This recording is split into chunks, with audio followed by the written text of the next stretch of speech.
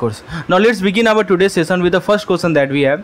पहला सवाल आपके स्क्रीन पर है. ट्राइड आपको पता होगा दोस्तों एक तरह का ऑर्गेनाइज क्राइम ग्रुप होता है. इसको जाना जाता है कि ये इन्वॉल्वमेंट होता है मनी लॉन्ड्रिंग में. अब सवाल है कि मनी लॉन्ड्रिंग होता क्या है, व्हाट इज मनी लॉन्ड्रिंग. तो money laundering is a process of hiding the sources of illegally obtained fund. ठीक है. दूसरा कह रहा है कि इन्वेस्टिंग इन लेजिटिमेट बिजनेस. तीसरा कह रहा है paying tax on criminal activity. चौथा कह रहा है ऑल ऑफ द अबव. क्या लगता है आपको, बताइए. देखिए इसका सही जवाब है option number A, hiding the source of illegally obtained fund. देखिए मनी लॉन्ड्रिंग का एम यही है कि हमारा जो डर्टी मनी है वो क्लीन दिखे. और देखिए यहाँ पे ट्राइड्स की बात की जा रही है, तो ट्राइड्स अलॉन्ग विद दूसरे ये एक तरह का क्रिमिनल ऑर्गेनाइजेशन है. इसके अलावा कुछ और भी क्रिमिनल ऑर्गेनाइजेशन है जो कि बहुत सारे मेथड को यूज करते हैं इसको अचीव करने के लिए. ठीक है. तो जैसे कि उन्होंने क्या किया कि स्मॉल डिपॉजिट जो है अलग अलग अकाउंट्स में डाल दिया, सेल कंपनी का यूज़ किया या रियल एस्टेट में इन्वेस्ट किया. लेकिन जो ऑप्शन बी सी डी है, investing legitimate business, paying tax on criminal crime, criminal income, all of the above, तो ये सभी गलत हैं. ठीक है. ये हमारे मनी लॉन्ड्रिंग के प्राइमरी गोल नहीं होते हैं. ठीक है.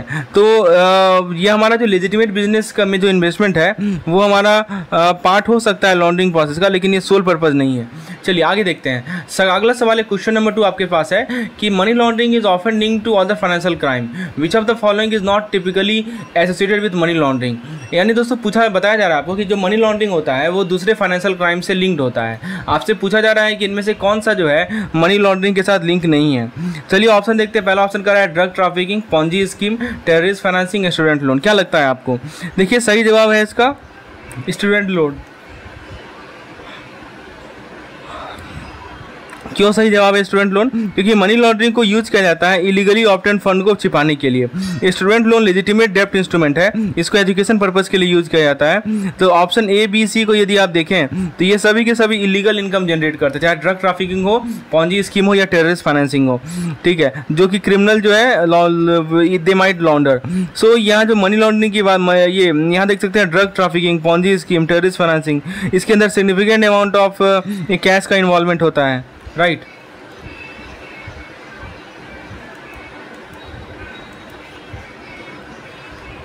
नेक्स्ट क्वेश्चन है FATF के रिगार्डिंग. FATF का फुल फॉर्म आपको पता होना चाहिए, फाइनेंशियल एक्शन टास्क फोर्स. तो ऑप्शन क्वेश्चन कर रहा है कि ये हमारा एक अंतर्राष्ट्रीय संस्था है जो कि क्या एम करती है, जिसका क्या एम करना है, रिड्यूस करना, क्या रिड्यूस करती है FATF. Online fraud, identity theft, money laundering and terrorist financing, stock market volatility. क्या लगता है आपको. इसका सही जवाब है option number C, money laundering and terrorist financing. मैं समझाता हूँ. देखिए दोस्तों FATF एक क्रिटिकल ऑर्गेनाइजेशन है जो कि फाइनेंशियल क्राइम के अगेंस्ट फाइट करती है. तो इसका प्राइमरी गोल ये है कि हम इंटरनेशनल AML CFT के स्टैंडर्ड को सेट करें.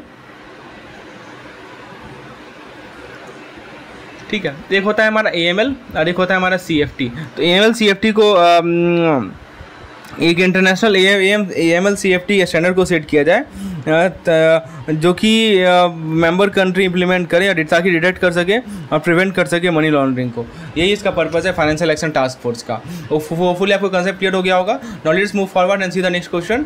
अगला सवाल है कि आपसे पूछा जा रहा है कि जो हमारे ऑर्गेनाइज क्राइम ग्रुप होते हैं, शॉर्ट में जिसको हम लोग OCG बोलते हैं, और जो प्रोफेशनल मनी लॉन्ड्रिंग होते हैं जिसको शॉर्ट में हम लोग PML बोलते हैं, ये एक साथ काम करते हैं किस कारण से, why do they work together. तो ऑप्शन देखते हैं. Invest in legitimate business, increase tax revenue, fund social program, facilitate criminal activity. अब क्या लगता है आपको, what do you think is correct. OCG और प्रोफेशनल मनी लॉन्ड्रिंग एक साथ वर्क इन टैंडम, वाई.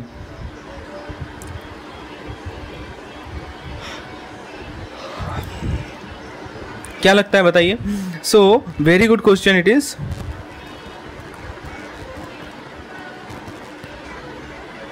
तो दोस्तों इसका सही जवाब है option number D, facilitate criminal activity and लॉन्डर profit. देखिए वो जो हमारे OCG होते हैं वो PML पे रिलाई करते हैं ताकि अपने डर्टी मनी को क्लीन कर सकें. तो मेन पर्पस क्या है, जो भी इनका डर्टी मनी है उसे क्लीन करना, इसका इनका मेन पर्पस है. राइट. तो ये इनको अलाउ करता है कि वो कंटिन्यू करें अपने ओरिजिनल एक्टिविटीज़ को बिना सस्पिशन रेज किए. कहा जाता है कि हम डिपॉजिट को एक्सेप्ट करें और लैंडिंग करें, इन्वेस्टमेंट करें. तो आप बेसिकली आपको समझ में आ गया. एक टेलीग्राम चैनल रहेगा, प्राइवेट टेलीग्राम चैनल रहेगा. इसमें मैं आपको डेली बेसिस पे आपको टारगेट प्रोवाइड करूंगा कि आज का आपका ये टारगेट है, उसको कंप्लीट करना है. जैसे कि दोस्तों कहा जाता है ना कि एक बड़ा काम को करने के लिए हमें उस काम को छोटे छोटे पार्ट में डिवाइड करना चाहिए और प्रत्येक पार्ट पे फोकस करना चाहिए. बेसिकली हम लोग वही कर रहे हैं यहाँ पे कि हमारे पास पास एक बड़ा टास्क है जेआईबी को क्लियर करना। हमने क्या किया, उसको डेली बेसिस पे टारगेट बना दिया। आपको डेली क्या करना है, 1 से 2 घंटा जितना मैं आपको कंटेंट दे रहा हूं बस आपको उतना फॉलो करना है और उसके अलावा कुछ नहीं करना। ये मेरा ट्राइड एंड टेस्टेड तरीका है, लास्ट 3 साल से मैं ऑब्जर्व किया हूं पेपर को अच्छे तरीके से, और मैं आपको वही कंटेंट प्रोवाइड करूंगा जो कि एग्जामिनेशन पॉइंट ऑफ व्यू से इंपॉर्टेंट है। तो फ्रेंड्स, सबसे पहले आप उस टॉपिक को कवर करेंगे, उससे रिलेटेड डेली क्विज देंगे, वीकली क्विज देंगे, मंथली क्विज देंगे और फुल लेंथ मॉक टेस्ट देंगे। तो ये आप देख सकते हैं दोस्तों कि ये हमारा INIFS का स्केड्यूल स्क्रीन पर है कि जो हमारा प्लेसमेंट स्टेज होता है मनी लॉन्ड्रिंग का, उसमें क्रिमिनल का क्या एम होता है। In the placement stage of money laundering criminal aims to, बताइए। तो ऑप्शन ए कर रहा है distance the fund from the illegal source through complex transaction, invest the money in legitimate business to generate fund future profit. Option C कर रहा है deposit large sum of cash directly, मैं आपको अगले slide में नहीं चलता हूँ, deposit large sum of cash directly into the single bank account. और ऑप्शन डी कर रहा है कि break down the money into smaller amount to avoid suspicion. बताइए प्राइमरी प्लेसमेंट स्टेज में क्या होता है। देखिए बहुत सारे स्टेजेस होते हैं मनी लॉन्ड्रिंग के and you have to go through all the stages. मैं आपको अभी बता रहा हूँ प्लेसमेंट स्टेज। देखिए दोस्तों, प्लेसमेंट स्टेज में सही जवाब है इसका option number D, break down the money into smaller amount to avoid suspicion. मैं समझाता हूँ दोस्तों क्या होता है। बेसिकली देखिए प्लेसमेंट स्टेज का फोकस होता है कि हमारा जो इलीगल फंड है, जो भी हमारा इलीगल फंड है, whatever illegal fund we have that has to be converted. हमारे जो इलीगल फंड है फाइनेंशियल सिस्टम में, ठीक है, उसको हम उसको जो है बिना रेड फ्लैग रेज किए, विदाउट रेजिंग रेड फ्लैग, ठीक है, बिना रेड फ्लैग रेज किए ये मिलना। तो ये इसके अंदर क्या होता है कि हम बड़े बड़े सम को छोटे छोटे स्मॉल डिपॉजिट में डिवाइड कर देते हैं मल्टीपल अकाउंट में। तो यदि ऑप्शन ए की बात करें तो ऑप्शन ए में आप देख सकते हैं क्या क्या कहा गया है। ऑप्शन ए कह रहा है इसमें कि distance the fund from their illegal source through complex transaction. तो यहाँ पे एक डिस्ट्रीब्यूट, ये ऑप्शन ए कर रहा है कि ये जो हमारा है ना, ये कर रहा है कि distance the fund from illegal source, इसको हम लोग बोलते हैं लेयरिंग स्टेज। मैंने आपको बोला ना कि बहुत सारे स्टेजेस होते हैं and you have to go through this. अगला सवाल हो सकता है कि लेयरिंग स्टेज कौन सा है। तो ये जो है ना फंड को डिस्टेंस किया गया उनके इलीगल सोर्स से कॉम्प्लेक्स ट्रांजेक्शन के माध्यम से। सो this is nothing but layering process, ठीक है। और ऑप्शन बी जो है हमारा क्या है कि invest the money in legitimate business to generate for future profit, इसको हम लोग इंटीग्रेशन बोलते हैं। तो ये दिस आर डिफरेंट स्टेजेस। अच्छा, और ऑप्शन सी जो है हमारा जो है deposit large sum of money, ये रिस्की हो सकता है।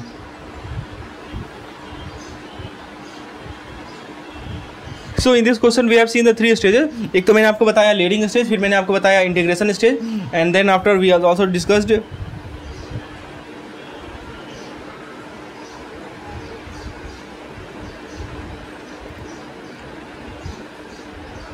Placement stage. ओके, अब देखिए प्लेसमेंट स्टेज पे एक और सवाल है कि जो हमारा प्लेसमेंट स्टेज होता है मनी लॉन्ड्रिंग का, उसमें क्रिमिनल का एम क्या होता है। अभी मैंने आपको बताया था कि डिवाइड इनटू स्मॉलर पार्ट्स ऐसे करके। तो बताइए दोस्तों प्लेसमेंट स्टेज में क्रिमिनल का एम क्या होता है। तो ऑप्शन देखते हैं, लेट्स सी द ऑप्शन। तो देखिए पहला ऑप्शन कर रहा है कि distance the fund from their illegal source through complex transaction. क्या लगता है आपको, ये सही है कि गलत है। अभी मैंने आपको बताया कि ये हमारा लेयरिंग स्टेज का पार्ट है, this is incorrect. Option B कर रहा है कि invest the money in legitimate business to generate future profit. क्या लगता है आपको कि आपको इन्वेस्ट करना है, बिल्कुल सही जवाब है। देखिए यहाँ पे जो हमारा I think placement, we are talking of placement stage, right. अभी मैंने आपको डिस्कस किया, तो इसका ऑप्शन सी देखते हैं, deposit large sum of money. और उसके बाद हमारा जो नेक्स्ट ऑप्शन है, तो इसका सही जवाब है break down the money into smaller part. अब देखिए अगला सवाल है लेयरिंग में क्या होता है, लेयरिंग स्टेज में क्या होता है ये बताइए। तो directly use the deposited cash for personal expense, creating a complex wave of transaction to secure the origin of fund, investing the money in high risk venture for quick return, depositing the laundered fund into single secure account. क्या लगता है आपको हमारा जो ये यहाँ पे layering stage है उसमें क्या होगा बताइए। तो लेयरिंग स्टेज में क्या होता है दोस्तों कि सही जवाब है इसका creating a complex wave of transaction to secure the origin of fund, ये होता है लेयरिंग। ठीक है, जैसा कि नाम से ही क्लियर है। तो समझिए कि लेयरिंग जो होता है ना, ये हमारा एक मिडिल स्टेज होता है। लेयरिंग क्या कैसा स्टेज है, मिडिल स्टेज है। Layering is nothing but a middle stage, जहाँ पे क्रिमिनल अटेम्प्ट करते हैं कि वो डर्टी मनी को डिस्टेंस कर सके उसे अपने सोर्स से। तो जो डर्टी मनी है उसको अपने सोर्स से डिस्टेंस करने के लिए लेयरिंग को यूज किया जाता है। अब देखिए डिस्टेंस कैसे कैसे किया जा सकता है मैं समझाता हूँ। जैसे मैंने वायर ट्रांसफ़र का एग्जांपल दिया, लाइक वायर ट्रांसफ़र। फिर उसके बाद हो सकता है कि मैं आपको लेयरिंग का कुछ एग्जांपल प्रोवाइड कर रहा हूँ, जैसे वायर ट्रांसफ़र हो सकता है, या मान लीजिए करेंसी एक्सचेंज हो गया। So there is a currency exchange. हम मान लीजिए कि एसेट को खरीद रहे हैं या बेच रहे हैं, या हम फंड ट्रांसफ़र को फनल कर रहे हैं सेल कंपनी के माध्यम से। तो इसीलिए दोस्तों ऑप्शन ए, सी और डी इसका गलत जवाब है। और जहाँ तक लेयरिंग की बात है तो अब जरा ऑप्शन ए में देखिए कि directly use the depositor cash और पर्सनल एक्सपेंस। अच्छा ये बताइए, यदि आप मान लीजिए कि डायरेक्टली डिपॉजिटर कैश को यूज़ कीजिएगा पर्सनल एक्सपेंस के लिए, तो ये ट्रैक करना काफ़ी आसान होगा। फिर कह रहे हैं कि आप इन्वेस्ट करेंगे मनी को हाई रिस्क वेंचर में, तो ये भी डिटेक्ट करना आसान होगा। और डी कह रहा है कि deposit the लॉन्डर for into single secure account, ये भी गलत होगा। तो लेयरिंग में क्या होता है कि आप एक complex way of transaction create करते हैं ताकि आप सिक्योर कर सकें फंड के ऑरिजिन को।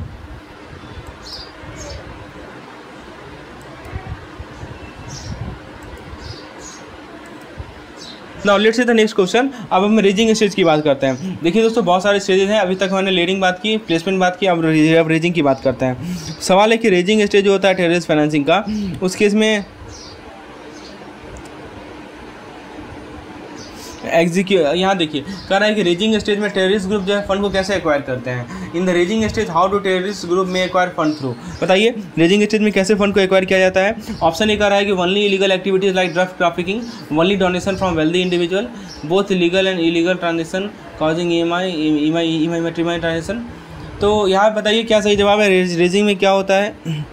तो दोस्तों सही जवाब है both legal and illegal activity. तो टेररिस्ट ग्रुप जो है बहुत सारे मेथड्स को अप्लाई। तो फ्रेंड्स रेजिंग स्टेज की बात हो रही है, तो ऑप्शन ही कर रहा है कि केवल इलीगल एक्टिविटीज़ होते हैं रेजिंग स्टेज में, फिर बी कर रहा है कि डोनेशन होता है वेल्दी इंडिविजुअल से, सी कर रहा है कि लीगल और इलीगल दोनों होता है, ऑप्शन डी कर रहा है कि गवर्नमेंट फंडिंग के द्वारा ऑब्टेन होता है। देखिए सही जवाब है इसका option number C, both legal and illegal activity. तो टेररिस्ट ग्रुप जो है बहुत सारे मेथड को एम्प्लॉय करते हैं फंड को रेज करने के लिए, नाम ही रखा है रेजिंग स्टेज। तो लीगल सोर्स के अंदर क्या है, अब जैसे मान लीजिए कि चैरिटेबल डोनेशन है, राइट। तो जो हमारे चैरिटेबल डोनेशन होते हैं वो लीगल सोर्स होते हैं, यानी तो आप नॉन प्रॉफिट ऑर्गेनाइजेशन में जो लूप होल्स है उसको एक्सप्लॉइट कर लीजिए। और इलीगल एक्टिविटीज़ के अंदर आप बहुत सारा होता है, ड्रग ट्रैफिकिंग हो सकता है, ठीक है, किडनैपिंग हो सकता है, एक्सॉर्टिंग हो सकता है, वेपन सेलिंग हो सकता है। So these are the correct point. So option number इसका सही जवाब क्या है, option A is the correct answer. Now let's see the next part. तो अभी तक रेजिंग देखा हमने, लेयरिंग देखा, प्लेसमेंट देखा, राइट। अब देखिए टेररिस्ट फाइनेंसिंग का जो मूविंग स्टेज होता है उसमें क्या होता है। सो टेररिस्ट फाइनेंसिंग का मूविंग स्टेज का सवाल है, तो ऑप्शन ये कह रहा है कि hiding the fund in complex financial transaction, बिल्कुल गलत, ये तो हमारा लेयरिंग होता है। देखिए अब आप चीज़ों को याद रखना सीखेंगे। फिर कह रहा है कि transferring money from donors to designated account control by the group. C कह रहा है कि investing the fund in the legitimate business to generate long term income and using the money to purchase weapon and supply for attack. So अभी मैंने आपको बताया था कि पैसे को यूज करना, I think this was part of the last thing which we have discuss, raising stage होता है। यहाँ पे मूविंग स्टेज की बात हो रही है, तो सही जवाब क्या होना चाहिए इसका, सही जवाब होगा option number B, transferring money from donor to the designated account control by the group. मतलब क्या होता है कि मूविंग का मतलब क्या होता है कि फंड जो है ना, फंड का जो सोर्स है, मूविंग का मतलब यही होता है कि physically getting the fund from their source to, देखिए एक होता है डोनर, ठीक है। डोनर मतलब क्या हुआ कि डोनर मतलब हुआ सोर्स ऑफ फंड, यहाँ वर्ड लिखेंगे आप, डोनर लिखा हुआ है, तो सोर्स ऑफ फंड से लेकर कहाँ तक ले जाना, टेररिस्ट ऑर्गेनाइजेशन। तो जो हमारा टेररिस्ट ऑर्गेनाइजेशन है वहाँ तक फंड, सोर्स ऑफ फंड से ले जाना। So this is called nothing but our, ये यही होता है हमारा getting the fund from their source donor to the terrorist organisation, और यही होता है हमारा मूविंग, ठीक है। तो क्या बताया जा रहा है कि इसके अंदर इंटरनेशनल वायर ट्रांसफर हो सकता है, स्मगल्ड कैश या गुड को आप यूज कर सकते हैं, अल्टरनेटिव रेमिटेंस सिस्टम को आप एक्सप्लॉइट कर सकते हैं। तो इसका सही जवाब क्या होगा, इसका option number B, transferring the money from donor to the designated account control by the group. चलिए नेक्स्ट क्वेश्चन देखते हैं। One of the primary feature of anti money laundering is are categorised in. तो बताना है आपको कि जो AML regulation है उसका प्राइमरी गोल क्या है, बताइए क्या सही जवाब है। ऑप्शन ए कह रहा है कि इंटरेस्ट रेट घटाना कस्टमर के लिए, दूसरा है कि increase the number of financial institution, तीसरा है कि block criminal from using financial system, D कह रहा है कि सिंप्लीफाई टैक्स फिलिंग प्रोसीड्योर। क्या लगता है आपको प्राइमरी गोल क्या है एंटी मनी लॉन्ड्रिंग रेगुलेशन का। तो सही जवाब है इसका option number C, block criminal from using the financial system. मैं समझाता हूँ दोस्तों, ऐसा इसलिए क्योंकि AML रेगुलेशन का एम है कि ये डिफिकल्ट बनाना क्रिमिनल को कि वो इलिसिट गेन के लिए लॉन्डर करे। तो इसके अंदर कुछ कुछ मेजर्स लिया जाता है, जैसे मैं आपको केवाईसी मेजर का नाम बताता हूँ, ठीक है। केवाईसी होता है know your customer procedure, transaction monitor किया जाता है, रिपोर्ट किया जाता है सस्पिशियस एक्टिविटी को। लेकिन ऑप्शन, तो सही जवाब क्या है इसका? ऑप्शन सी, ABD जो ऑप्शन कह रहा है कि reduce interest rate, increase the number of financial institution, simplified tax paying procedure, this are wrong. AML KYC का एक ही फंक्शन है कि क्रिमिनल को रोकना फाइनेंशियल सिस्टम को यूज करने से। अगला सवाल है कि anti money laundering ultimate contribute to the, तो बार बार सवाल आ रहा है कि AML का यूजुअली कंट्रीब्यूशन कहाँ पे है, तो जरा ऑप्शन को देखते हैं। नेक्स्ट क्वेश्चन है हमारे पास, FIUIND की रिस्पॉन्सिबिलिटी क्या है? ऑप्शन ए कर रहा है investigating money laundering case and seizing asset, B कर रहा है issuing guideline on AML compliance for specific industry, C कर रहा है receiving suspicious transaction report and overseeing AML compliance, D कर रहा है adjudicating money laundering case in the court. क्या लगता है आपको AML एंटी मनी लॉन्ड्रिंग का अल्टीमेट कॉन्ट्रीब्यूशन क्या है? तो दोस्तों समझिए, इसका सही जवाब है option number C, suppressing. Option C आप देख सकते हैं, receiving suspicious transaction report and overseeing AML guidelines.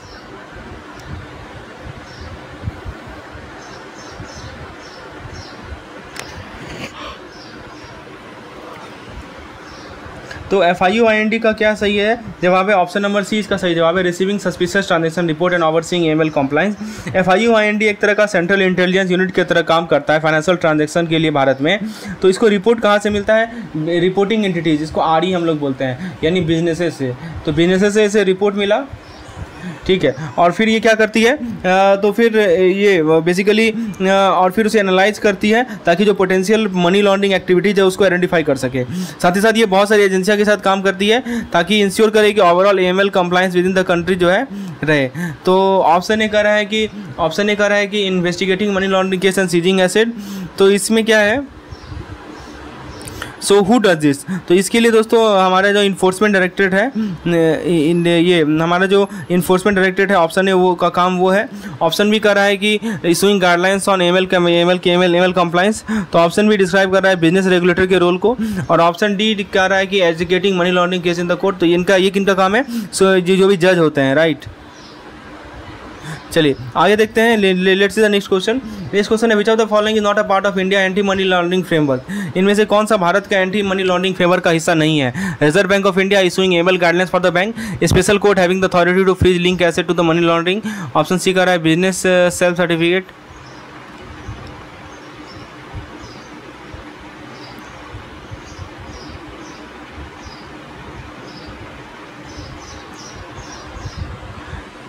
So the anti money laundering का दोस्तों सवाल है कि एंटी मनी लॉन्ड्रिंग फ्रेमवर्क का कौन सा हिस्सा नहीं है? आपको मैंने 4 ऑप्शन बताया, तो इसका सही जवाब क्या है? सही जवाब है ऑप्शन नंबर सी। इस पे मैं आपको अगले स्लाइड में ले चलता हूँ, ऑप्शन सी भी देख लेते हैं। Business self reporting suspicious transaction direct to the law enforcement director investigating and prosecuting money laundering offences. तो सवाल क्या था कि इनमें से कौन सा एंटी मनी लॉन्ड्रिंग का हिस्सा नहीं है? So option number C is the correct answer.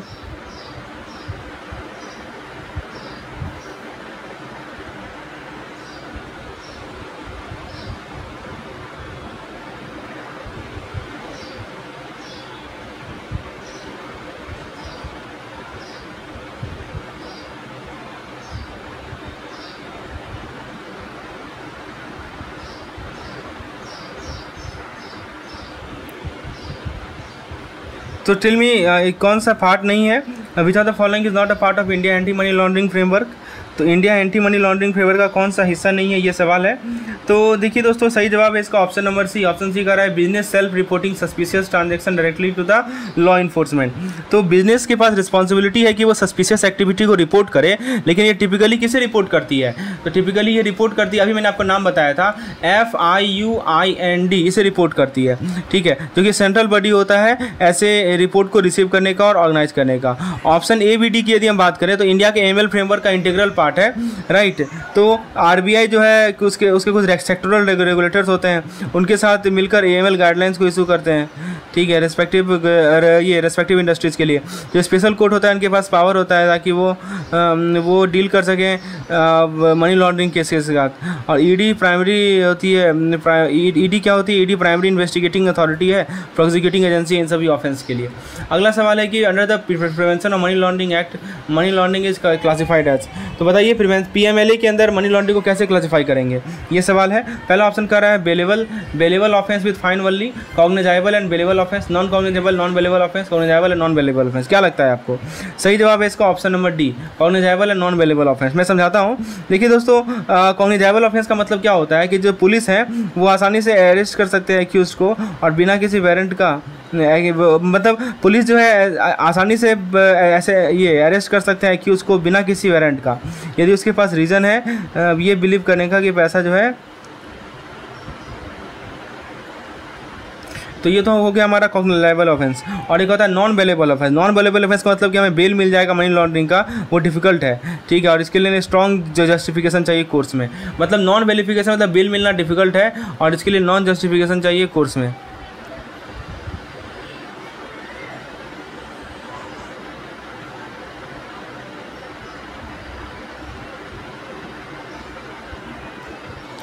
तो इसका सही जवाब क्या है? ऑप्शन नंबर डी सही जवाब है। प्रिवेंशन ऑफ मनी लॉन्ड्रिंग के अंदर जो मनी लॉन्ड्रिंग को हम लोग क्लासिफाई करते हैं cognizable and non bailable offence. अगला सवाल देखते हैं। अगला सवाल है कि fine alone is not sufficient. अच्छा, यहाँ पे मैं आपको समझाता हूँ। According to the information provided which are the following is not a money laundering risk factor in India. Money laundering का रिस्क फैक्टर इनमें से कौन सा नहीं है, ये सवाल है। तो ऑप्शन ए कह रहा है कि high net worth individual with legitimate source of income conducting a large number of complex transaction, ठीक है। तो देखिए यहाँ पे इसका ऑप्शन यहाँ पे है। बी कह रहा है कि cash intensive business located in high risk justification with ML regulation. C कह रहा है कि customer opening an account with bank branch located far from the residence. D कह रहा है कि company regularly transferring large sum of money to the overseas beneficiary to whom they have not operate business relationship. देखिए दोस्तों, सही जवाब क्या है इसका? इसका सही जवाब है हमारा ऑप्शन नंबर ए, हाई। यहाँ देखिए लिखा है high net worth individual with legitimate source of income conducting a large number of complex transaction. Option A is the correct answer.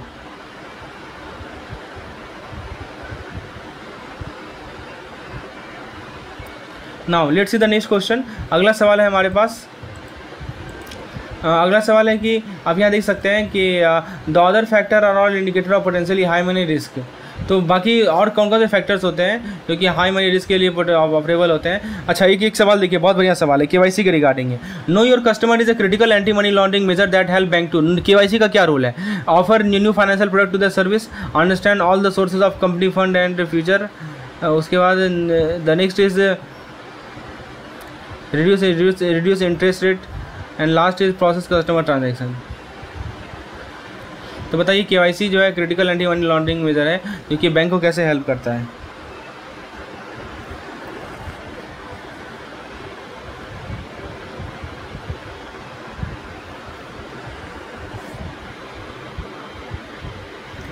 तो आपके सामने चार ऑप्शन दिए गए हैं। तो let's see the correct answer to this particular question what KYC.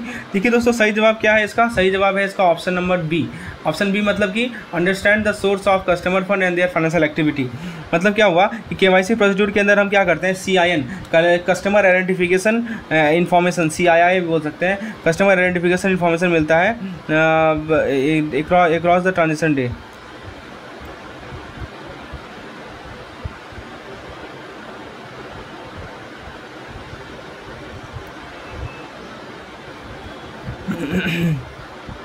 तो understand the source of customer fund and their financial activity. उसके बाद दोस्तों नेक्स्ट पॉइंट है केवाईसी प्रोसीड्यूर के अंदर क्या होता है कि हम कस्टमर के आइडेंटिफिकेशन नंबर को ऑब्टेन करते हैं, उसके आइडेंटिटी को वेरीफाई करेंगे और समझेंगे कि जो है उसे he needs money and help understood the nature of the person of the account. ठीक है, अगला सवाल है कि सस्पिशियस अकाउंट ट्रांजेक्शन STR के बारे में बताया जा रहा है। सब यहाँ देखिए लिखा गया है कि suspicious activity report SAR in an ML KYC measure that require bank to report. ठीक है, तो आपको बताना है कि सस्पिशियस एक्टिविटी रिपोर्टिंग जो है एमएल केवाईसी मेजर होता है क्योंकि हेल्प करता है बैंक को क्या होने में।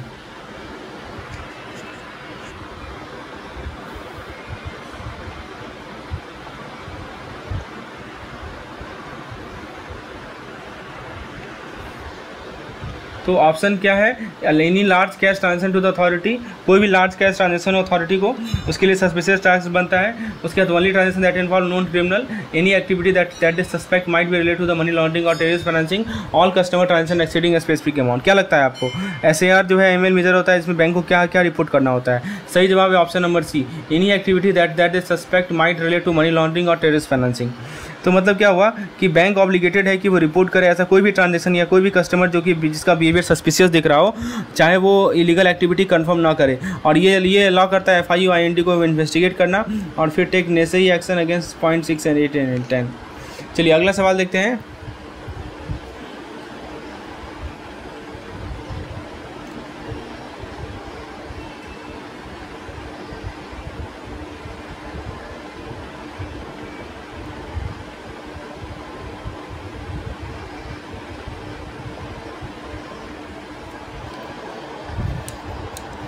सो what is the next question? Next question है हमारे पास, compare to traditional customer KYC customer under PMLA regulation include. तो ट्रेडिशनल कस्टमर के कंपैरिजन में जो KYC कस्टमर होता है PMLA के अंदर, उसके अंदर क्या क्या आता है? Only the account holder him themselves, both the account holder and beneficiary owner, the bank branch where the account is open, all the customer who use the bank online services. क्या लगता है आपको? तो दोस्तों सही जवाब है इसका option number B, both the account holder and the beneficiary owner. मतलब क्या हुआ कि देखिए KYC जो है ट्रेडिशनल कस्टमर आइडेंटिफिकेशन के बियॉन्ड जाता है, उसमें बैंक को समझना पड़ता है कि ऑनरशिप स्ट्रक्चर क्या है अकाउंट के पीछे। ऐसा इसलिए क्योंकि क्रिमिनल जो है हो सकता है कि कंपनी को हो सकता है he might use the shell company और nominee to hold the involvement. तो KYC हेल्प करता है मॉनिटर करने में किस प्रकार से मनी को भारत के अंदर ट्रैक किया जा रहा है। चलिए आगे देखते हैं।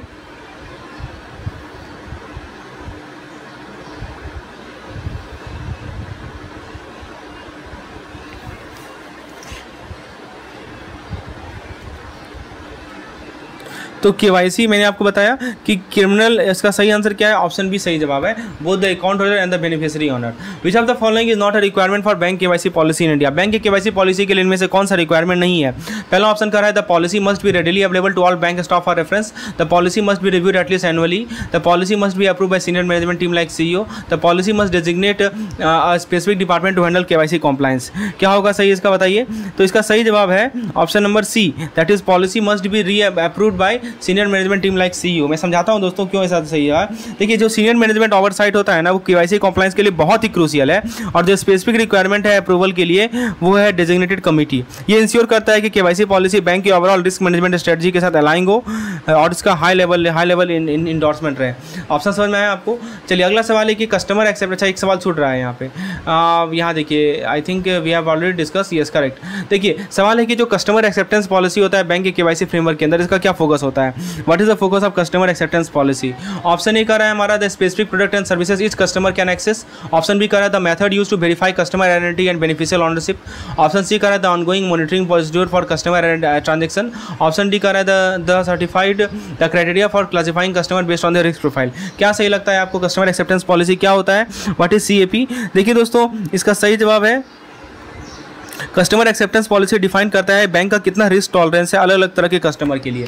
तो बेसिकली एक वर्ड में मैं आपको बताऊं, let me tell you in one word, तो एक वर्ड में आपको बताऊं तो ये बताता है आपको बैंक का रिस्क टॉलरेंस। क्या बताता है? बैंक का ये रिस्क टॉलरेंस बताता है, राइट। तो इसके थ्रू क्या कर सकते हैं? डिसाइड कर सकते हैं कि कौन सा क्लाइंट जो है बिजनेस कर सकेगा based on the factors like industry, transaction volume, laundry and graphical location, right.